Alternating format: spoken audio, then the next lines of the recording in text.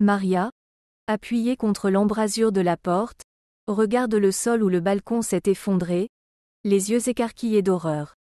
Quelques minutes plus tôt, elle et ses compagnons de voyage étaient sortis sur le balcon de l'hôtel pour respirer l'air frais du soir et admirer la campagne italienne environnante.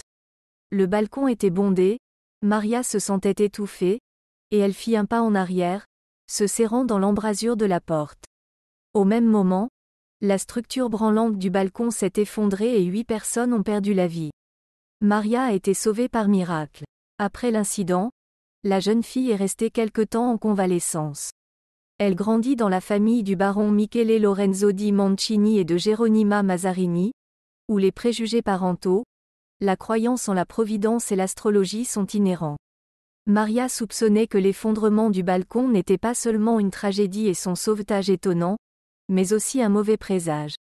La nièce du cardinal Mazzarini, pour son court séjour à la cour royale française, a pu devenir la favorite du roi. Marie croyait de tout cœur qu'elle pourrait devenir reine de France, mais ses rêves de jeune fille ont été brisés par la dure réalité.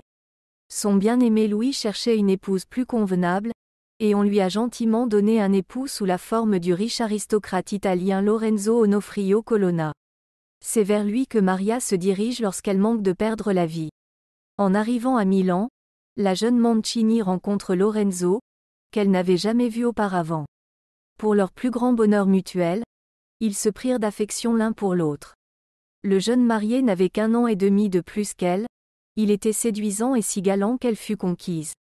Le 21 mai 1661, les noces sont célébrées et les jeunes mariés partent pour Rome, où ils s'installent dans le magnifique palais des princes de Colonna.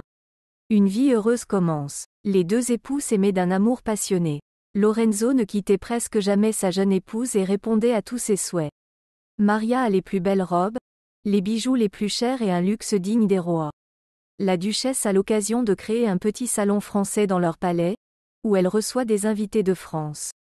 De 1663 à 1665, 3 fils naissent du mariage. Lors de sa dernière grossesse, des personnes bienveillantes suggèrent à Marie que son mari entretient une relation étroite avec son amie italienne, la marquise Cristina Paleotti. À peine Maria reprend elle ses esprits que la nouvelle lui tombe dessus. On lui apprend qu'une certaine roturière attend un enfant du prince et qu'à en juger par le calendrier, ils accoucheront dans 1 mois. La belle princesse est submergée par une vague d'indignation. Après le 3e accouchement, qui s'est avéré très difficile, le médecin a annoncé à la princesse qu'une grossesse de plus et elle mourrait probablement. Maria annonça à Lorenzo qu'elle n'avait pas l'intention d'accoucher à nouveau et qu'il n'y aurait donc plus d'intimité conjugale entre eux. Pour le duc, une telle déclaration était une offense, il n'allait pas entrer dans la position de sa femme. La passion bouillonnait en lui et, avec le temps, elle dégénéra en haine.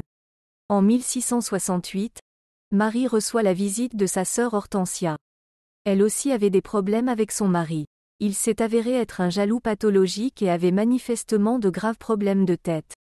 Le fait est que son mari pensait qu'une femme ne pouvait pas être attirante et conduire les hommes à la tentation. Il a ordonné que toutes leurs servantes se fassent arracher les dents de devant. On ne peut que deviner ce qu'Hortense a dû endurer. Hortense, éprise de liberté, commença à mener une vie très libre, ce qui irrita le mari de Marie, qui pensait qu'elle avait une mauvaise influence sur sa femme. Au cours de l'été 1672, Maria ressent une indigestion et des coliques. Elle a très peur, croyant que son mari a l'intention de l'empoisonner.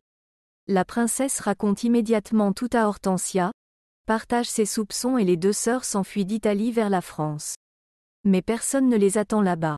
Le roi est prêt à les soutenir matériellement, mais il a déjà une vie personnelle bien remplie, dans laquelle son ancienne amante Maria n'a pas sa place.